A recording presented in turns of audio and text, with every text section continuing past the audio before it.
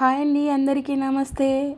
ఎంతో మెత్తటి స్మూత్నెస్ చపాతీలు నేను చేయబోతున్నానండి ఈరోజు.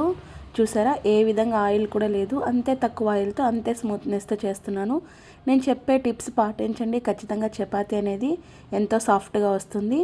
ముందుగా ఒక గిన్నె తీసేసుకొని దాంట్లోకి చపాతీ పిండి వేసుకున్నానండి. వేసుకొని కొంచెం సాల్ట్, కొంచెం ఆయిల్ వేసుకొని మొత్తం కలిపేసుకోవాలి. అంటే వాటర్ వేయకముందే కలుపుకోవాలన్నమాట. ఈ విధంగా కలుపుకున్న తర్వాత కొంచెం కొంచెం వాటర్ వేస్తూ, అంటే మరీ ఎక్కువగా వేయకుండా తక్కువగా వేయకుండా, మెత్తగా కాకుండా మరీ గట్టిగా కాకుండా మీడియంలో కలుపుకోవాలండి పిండి. ఆ పిండి కలుపుకునే విధానంలోనే చపాతీ స్మూత్నెస్ వస్తుందండి, అందుకని చెప్తున్నాను. ఈ విధంగా నేను మినిమం ఒక 10 మినిట్స్ అయినా ఇలా చేస్తానన్నమాట.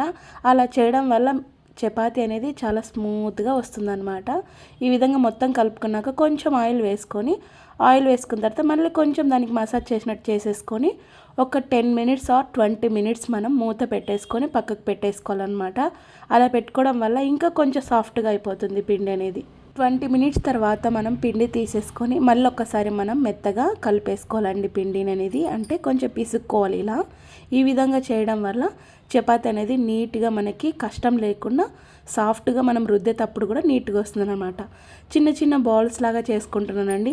అప్పటికప్పుడైనా చేసుకోవచ్చు, లేదా ముందుగానే చేసి పెట్టుకోవచ్చు. పొడిపిండి అనేది ఈ బాల్స్కి కొంచెం తగిలిస్తానండి. అలా తగిలించడం వల్ల పిండి అనేది అతుక్కోకుండా మనకి చపాతీ రుద్దేటప్పుడు నీట్గా వస్తుందన్నమాట. ఈ విధంగా రుద్దుకున్న తర్వాత కొంచెం పిండి అనేది తీసేసుకొని దానికి అప్లై చేసుకోవాలండి. అప్లై చేసుకున్న తర్వాత మనము ఈ విధంగా చపాతీ కర్రతో మనం ప్రెస్ చేసుకోవాలండి. సింపుల్గానే అయిపోతుంది. అంటే మనం మెత్తగా తడుపుకున్నాం కదా పిండి అనేది మీడియం టైప్లో, అందువల్ల సింపుల్గా అయిపోతుంది. ఈ విధంగా చేసుకున్న తర్వాత ఇంకొకటి కూడా నేను ట్రయాంగిల్ షేప్లోన చేస్తున్నానండి. అంటే నాకు నార్మల్గా చపాతీ చేసేటప్పుడు పొంగకపోయినా సరే సాఫ్ట్నెస్గా అలానే ఉంటుందన్నమాట. ఇలా ట్రయాంగిల్ షేప్లో చేస్తే ఇంకా మనకు 4 లేయర్స్ ఉంటాయి కదా, ఆ విధంగా నాకు పొంగుతుందన్నమాట. నార్మల్గా రౌండ్గా చేసిన చపాతీ అనేది జస్ట్ అక్కడక్కడ బబుల్స్ వచ్చేసి అలా పొంగుతుంది. ఇలా చేసింది మాత్రం నీట్గా పొంగుతుంది అనమాట. ఆ విధంగా 2 టైప్లో చేస్తానండి నేను. ప్రతిసారి ఎప్పుడైనా సరే ఆ టైప్లో చేసుకుంటాను. ఒకరికి ఇలా కావాలనుకుంటారు, ఒకరికి అలా కావాలనుకుంటారు. కాబట్టి 2 విధాలుగా మీకు చూపిస్తున్నాను అనమాట. నార్మల్గా మనం ఎలా చేస్తున్నానో ఇక్కడ అలా చేసుకోండి, నీట్గా మనకి చపాతీ అనేది వచ్చేస్తుంది. ఇప్పుడు మనం చపాతీ కాల్చుకునే విధానం చూద్దాము. పెన్నం కాలిన తర్వాత మనం చపాతీ ఇలా వేసేసుకొని కొంచెం మనం కాలిన తర్వాత మళ్ళీ వెంటనే తిప్పేసుకోవాలండి. కొంతమంది అలానే పెట్టేసుకొని తిప్పకుండా అక్కడ సైడ్ పూర్తి కాలినాక యువతలకి తిప్పుకుంటారు. ఇక్కడ మనకి డ్రై అయిపోతుంది, అందువల్ల చపాతీ అనేది నీట్గా కాలదనమాట. ఈ విధంగా 2 వైపులు వెంటనే మార్చుకుంటూ కాల్చుకుంటూ చేస్తూ ఉంటే మనకి చపాతీ అనేది పర్ఫెక్ట్గా కాలుతుంది అనమాట.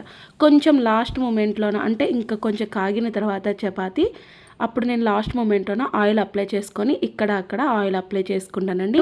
మళ్ళీ వదిలికి తిప్పుకుంటూ కాలుస్తానమాట.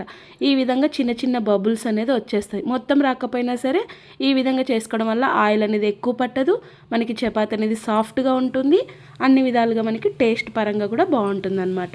మెయిన్ ప్రాసెస్ అనేది చపాతీ పిండి కలుపుకునే దాంట్లోనే ఉంటుందండి. అది మెయిన్ ఇంపార్టెంట్. మనకి ఒక 10 మినిట్స్ టైం లేట్ అయినా పర్లేదు, ఈ విధంగా కలుపుకునే విధానంలోనే చపాతీ టేస్ట్ అనేది వస్తుందన్నమాట.